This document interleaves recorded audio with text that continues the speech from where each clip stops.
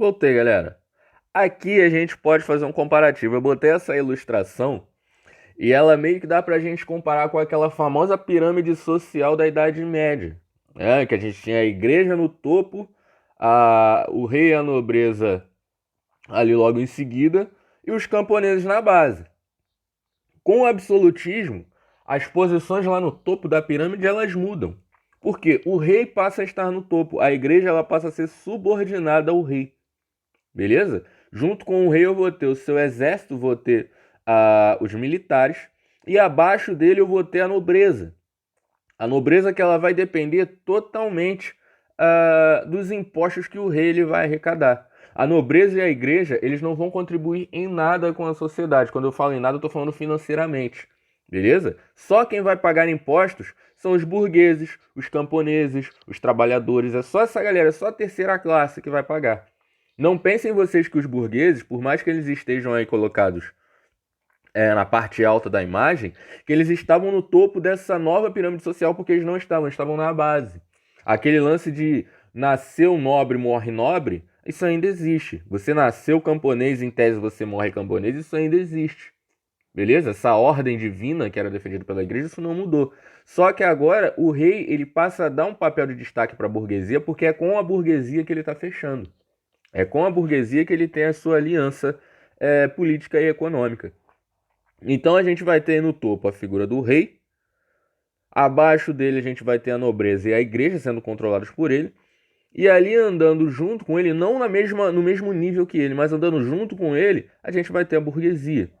Essa burguesia ela vai ser responsável por dar trabalho aos trabalhadores urbanos, desculpa a redundância, e aos camponeses. E são esses, a classe mais baixa aí, que vai continuar sendo responsável por sustentar as outras classes.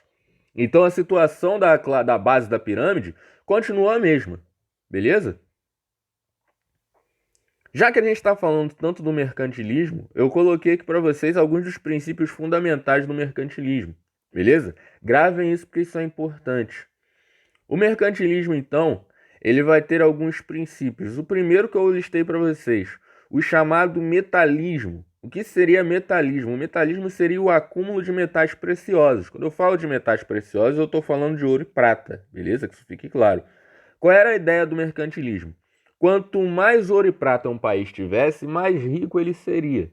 Ah, professor, isso é óbvio. Nem tanto assim. Não adianta você ter dinheiro e não saber como gastar, não saber como investir. A gente vai ver isso em outras aulas.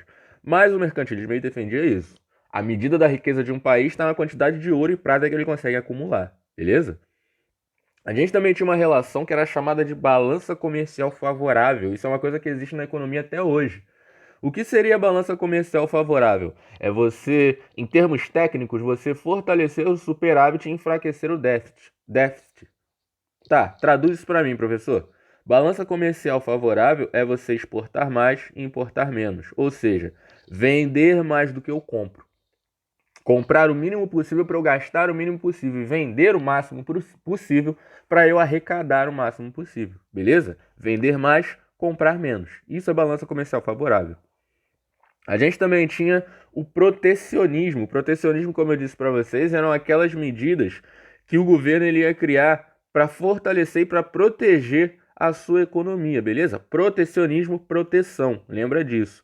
Leis e taxas de impostos para proteger a economia do país.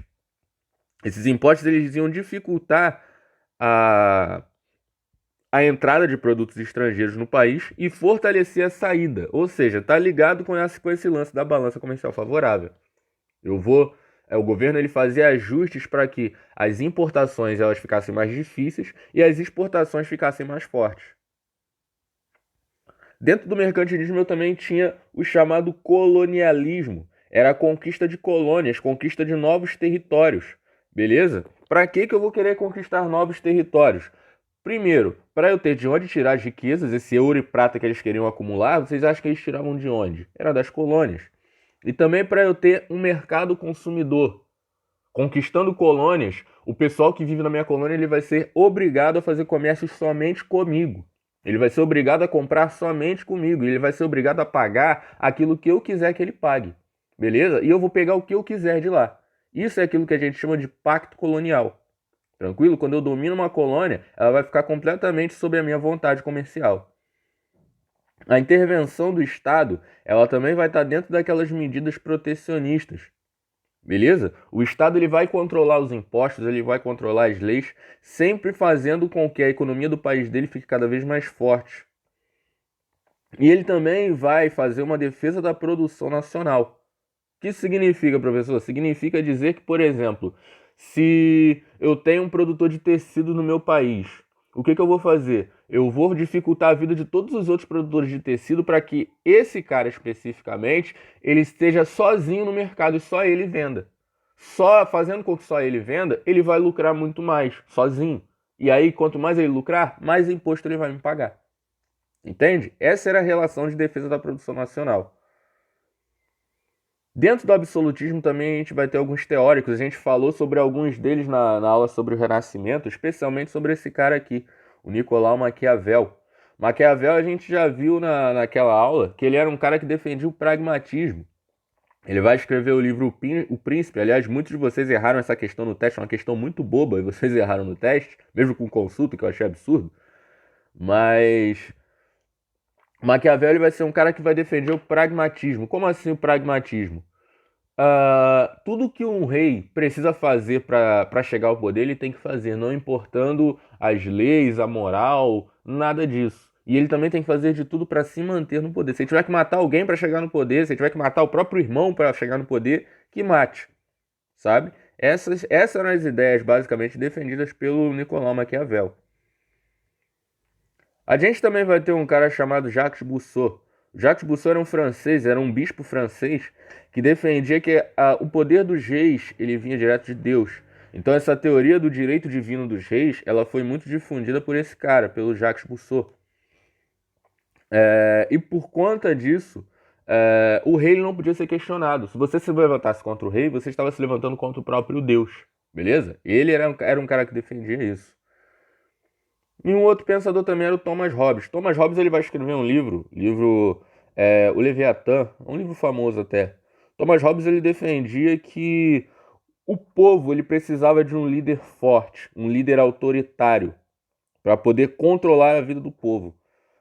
O Thomas Hobbes ele defendia que o povo sem liderança ele não sabe o que fazer. Um país sem liderança ele vai se tornar um caos.